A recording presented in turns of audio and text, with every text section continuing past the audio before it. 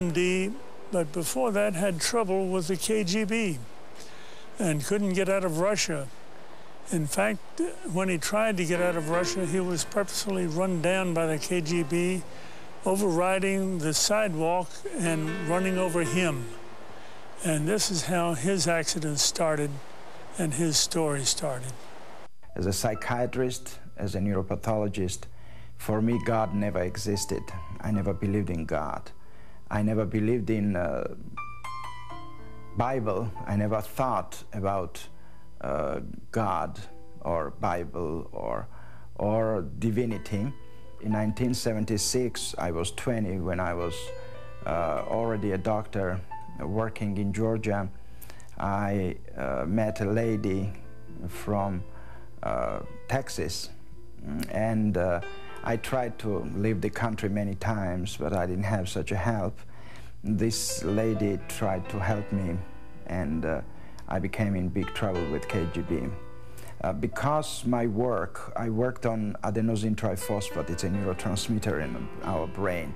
And with the conjunction of oxytocin, I discovered several things. And I was a scientist, and KGB didn't want me to go. So that's why they decided to kill me. That's how I got into another dimension of my life. I was standing on the sidewalk, ready to depart to New York, waiting for a cab, when a car ran on the sidewalk and hit me. I flew 10 meters and I fell and then the car runs over me.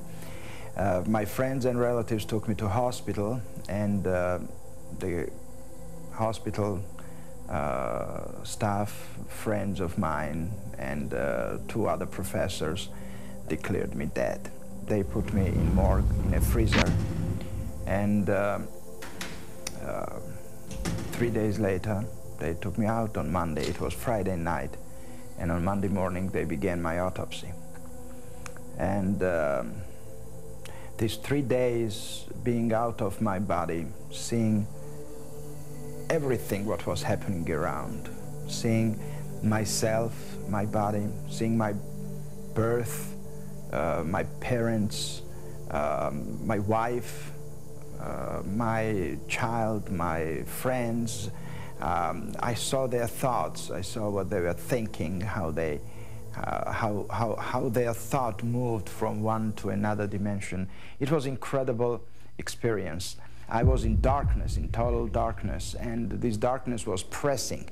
This darkness existed not beyond, but existed within. What I want to say is that darkness was pressing, and I was in the middle of this sphere, and I didn't understand why and how this darkness existed. Where was I? And I understood I didn't have a body because I didn't feel it. But then I thought about light. I went through that little hall into light.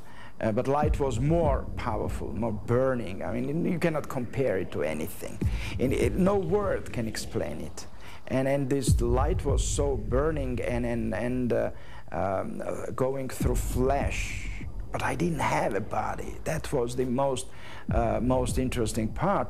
And I was scared of that light. I thought, where is that hall to darkness, go to shade, to save myself from this light? What is that light? I don't know. I mean, it can be called light of God. It can be called light of life. But light is light and darkness is darkness. And then, as a psychiatrist and scientist, I didn't think about that. The only thing was that I was in light. We were not raised in godly way. You know, Soviet Union, we didn't go to church. We didn't have... There were people who went, but they were some kind of limited people, we thought. I mean, we thought they didn't know better, that there is no God. But during that 3 days being in morgue, in a freezer, changed all my life. To begin the autopsy, they began to cut my chest. That was the first incision. Then I opened eyes. So when I opened eyes and he saw the pupils were convulsing, becoming smaller, to say simply, he saw that it was reacting on light. It means it's life. And they put me back into hospital and began resuscitation. My lungs were collapsed for many time. I mean, long time. I was on a respirator for 90 days. I mean, it's not that it happened fast, but the life came back. And what they discovered was that life was there during the autopsy, but it wasn't that all organs worked. I mean, it was hard work for 9 months being under the recovery.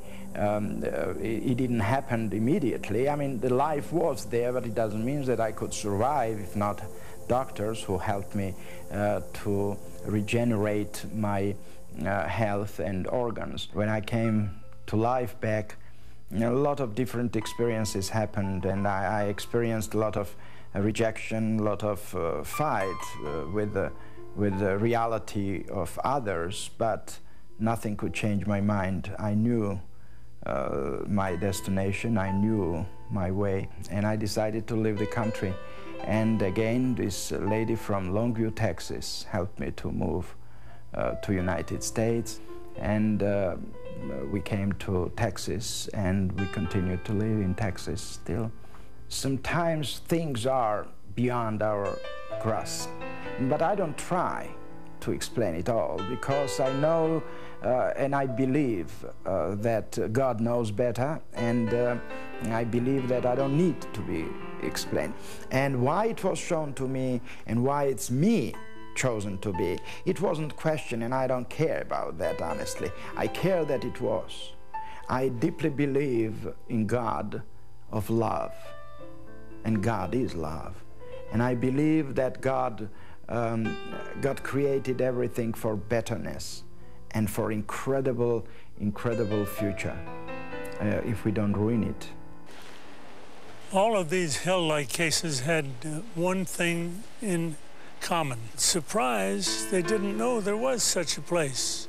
Will you find it a surprise? Will I find it a surprise? Or will we be prepared? Hell is nothing new. It's been there. It's just something discovered by some people that died and came back, and they want to tell you about it. And I experienced what is love, what is faith, what is hope, and all these three as a wisdom of God. The prayer of faith, the prayer of salvation is not some just little prayer. It's the only way to the Father, and that's the only way. Now, all of these people that in the New Age movement that believe that everybody's going to heaven, that you can worship anything, you worship a flea, you can squeeze a tree, you can worship a crystal, you can worship a star. I got news for them. They're not, they're not going unless they accept Jesus Christ as their Lord and Savior, because the Word says the only way to the Father is through the Son. Don't go to hell. Please, I beg you, don't go to hell. It was not prepared for you. If you're saved, you're safe to die, if you accepted Jesus. Do not put off for tomorrow anything, because you might die this very moment, this very night. It's the best thing that ever happened to me in my life. You can feel Jesus' presence with you like today, in this place, in this time. It's not God's will that people perish. I didn't know this. I didn't know the love of God. All I knew was hatred and violence and abuse. But there's one that cares, and his name is Jesus. And who is the Son? He's the Word made flesh and came and dwelt amongst men. The Word is the way to the Father. Make a choice. Not tomorrow, not tonight. Make a choice right now. Are you going to give your heart over to Jesus, or are you not? If you want to have life hereafter, you better accept Jesus.